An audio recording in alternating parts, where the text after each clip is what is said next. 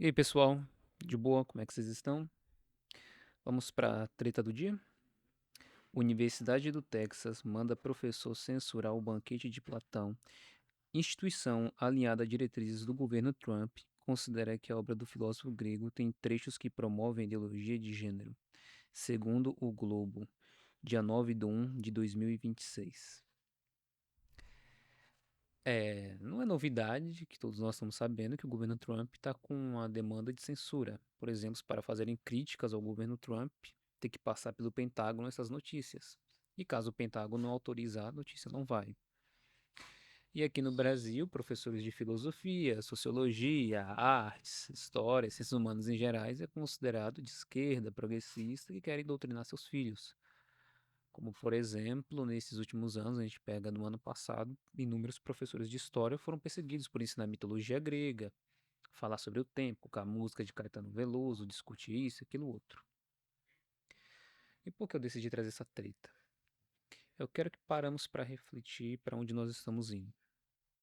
Eu não sou filósofo, sou formado em filosofia, em licenciatura no caso, para poder dar aula. E sempre meu sonho na juventude, quando eu era adolescente, era ser professor, terminando o ensino médio, e trazer essas discussões para o debate público, podemos assim dizer, ou até mesmo para a sala de aula, discutir com profundidade os livros de Platão e de qualquer outro filósofo, porque eu não tive essa oportunidade no ensino médio. Eu não tive pessoas formadas na área de filosofia para poderem me ensinar. Mas agora você tem professores, tanto universitários quanto do ensino básico, seja Fundamental 1, 2 e o médio, que buscam ensinar um pouco dos pensadores e fazer uma crítica social. Só que nós somos acusados de doutrinadores, de comunistas, inclusive agora Platão sendo proibido. Platão foi um dos maiores construtores da nossa civilização. A Igreja Católica, durante seu período de Idade Média, usou Platão, Aristóteles para poder formular e reformular a teologia cristã, que inclusive é a teologia mais influente do mundo. E sempre me ensinaram como Platão como um cara que você pode acreditar nas ideias e discordar dele, porque ele sempre foi aberto ao debate. E o livro Banquete de Platão é justamente sobre o amor, discute sobre o amor, o eros. A gente sabe que paixão vem de patologia, patos do grego significa doença. Essas discussões também entram no meio medieval, por exemplo, André Capelão, no seu livro Tratado do Homo Cortês, que inclusive eu tenho, é um livro mais ou menos de cento e poucos reais, eu recomendo, infelizmente é um livro caro para a realidade do Brasil. E nesse livro se discute o amor, é uma doença da alma, o cortejo, como se alcançar o amor, como manter um amor, que tipo de mulher você tem que se afastar. Uma pessoa pobre pode casar com uma pessoa rica.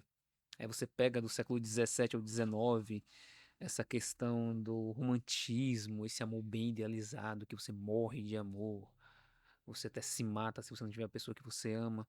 Aí você pega agora, do final do século XX para o início do século XXI, a crítica de Bauman ao amor líquido, à sociedade líquida, ao amor movido pelo capitalismo. São discussões importantes, são autores importantes. Se você vê Platão, André Capelão, Bauman, tem diferenças na relação sobre o amor em suas discussões. O ambiente acadêmico ele foi criado para poder discutir, criticar inúmeras ideias diferentes das nossas. Mas o que tem acontecido nesses últimos anos, não só no Brasil, como nos Estados Unidos e outros locais, é uma perseguição político-ideológica. Donald Trump e seus seguidores sempre falam em liberdade de expressão, de pensamento, que os Estados Unidos é referência para isso. Mas olha, veja bem, está proibindo Platão, daqui a pouco quem mais será proibido? É, os imigrantes estão sendo perseguidos. No século XX, um cara bigodudo, eu não quero citar o nome pro áudio, o vídeo não ser derrubado, ele começou dessa maneira. Ele produziu sua própria forma de crítica e impôs para as pessoas proibir uma crítica contrária a seu governo e começou um processo de perseguição a pessoas que tanto pensavam diferente ou que fossem de uma raça diferente. E é um clima muito tenso, é um clima de polarização e censura. E no Brasil tem acontecido a mesma coisa, professores sendo perseguidos por ensinarem. Realmente existem professores doutrinadores com seu viés de esquerda ou direita? Sim, existem. Mas a censura não vai resolver esse problema. A censura não vai resolver o problema da gente sentar e discutir. Ou melhor, o que vai resolver esse problema de doutrinação ou não é a gente ouvir o outro, entender o diferente. Se eu começo a propor que só um lado pode discutir, que a gente agora não pode mais discutir relações de gênero, igualdade racial, que agora vira esquerda, vira progressismo, o conhecimento se torna oculto e se torna perigoso. Durante o próprio período da ditadura no Brasil, nós tivemos perseguição por professores de ciências humanas, podemos colocar assim. Aí vem a grande pergunta: até que ponto nós iremos chegar? Será que o debate público vai morrer? Eu vejo esses mesmos grupos pró-Trump no Brasil a favor da liberdade de expressão aqui no Brasil. Mas a liberdade de expressão vai de acordo com seus ideais. Eu acredito sim que a liberdade de expressão tem limites. Certos ideais não devem ser falados. Para mim, um cara que apoiou o bigodudo no século XX, para mim tem que ser preso. Um cara que para mim apoiou um regime de igualdade, mas baseado no genocídio, para mim uma pessoa também tem que ser preso. Mas ao mesmo tempo, temos que avaliar o conhecimento que é produzido de cada época, entender seus contextos e fazer uma crítica correta e necessária. E agora aqui passando uma Ferrari, fazendo um barulho do caramba, provavelmente vai sair no áudio. Espero que na hora da edição o áudio não fique bagunçado por conta do barulho, né? Mas você para e olha, para onde nós estamos indo? Será que realmente agora temos espaço para poder discutir filosofia e teologia? Eu não acho errado o cara ser de esquerda ou de direita, ser a favor de Lula, Bolsonaro ou Trump. Eu sou contra a censura, eu sou contra o fanatismo. Mas isso que está acontecendo com o governo Trump é um fanatismo, são igrejas montadas para apoiar esse cara. Agora estão proibindo o conhecimento dentro das universidades para dizer que vão barrar a doutrinação. Em partes do exército foi proibido livros sobre igualdade racial e gênero. Eu discordo muito de alguns pontos quando se fala de igualdade racial, racismo estrutural. Eu não concordo com esse ideal. Eu acredito que tem que ser reavaliado, a questão do feminismo também tem que ser reavaliado, mas eu não posso deixar de negar as contribuições que o movimento negro e o movimento feminista trouxeram. Eu sou contra simplesmente ao fanatismo. Eu não sou contra o cara ser conservador e apoiar a família tradicional. Mas a família tradicional tem que ser a dele, não do seu vizinho. Ninguém é obrigado a ser heterossexual, nem Jesus Cristo obrigou alguém a ser heterossexual. Então nós estamos chegando num ponto de loucura. Você fala A, seu vizinho fala Z. Ele diz que você falou Z e W, mas você falou A. Estamos com dificuldade de interpretar coisas básicas. Eu vejo esse bagulho de debate, um ateu contra 20 cristãos, um cristão contra 20 ateus, um progressista contra 20 conservadores. Aí eles montam lá, bota vários idiotas, coloca um ou dois ou três que são realmente inteligentes, só que o problema é que o cara tem pouco tempo para discussão e começa um debate que é para promover cortes, engajamento e dinheiro. O algoritmo funciona dessa maneira. Por isso que eu recomendo leia Platão, leia a República, leia Aristóteles no seu livro de Metafísica, Ética Nicômaco. Leia, por exemplo, um livro para quem quer iniciar filosofia, Marilena Chauvet, Marilene, me foge aqui o nome dela. Não concordo com tudo que ela fala, mas o livro é excelente para quem quer iniciar filosofia. Para uma pessoa que tem um pouco mais de experiência, recomendo também o livro Os Pensadores na linha dos pré-socráticos. É um excelente livro para quem quiser ler. Eu recomendo também outros tipos de leitura, sim, mas eu posso fazer um vídeo recomendando leituras. Mas o debate e a liberdade só pode existir se forem promovidos, não censurados. A censura reduz.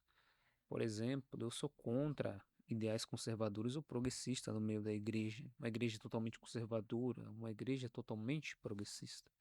Eu sou a favor da produção do conhecimento. Eu acredito que conservadores e progressistas, filósofos ou não filósofos, devem sentar e conversar para produzirem conhecimento. Tem, por exemplo, um teólogo adventista que ele pega vários livros de filósofos, ele pega de uma forma genérica um ponto K, um ponto B e faz uma crítica teológica falando que o adventismo ou a Bíblia não apoia esse tipo de pensamento.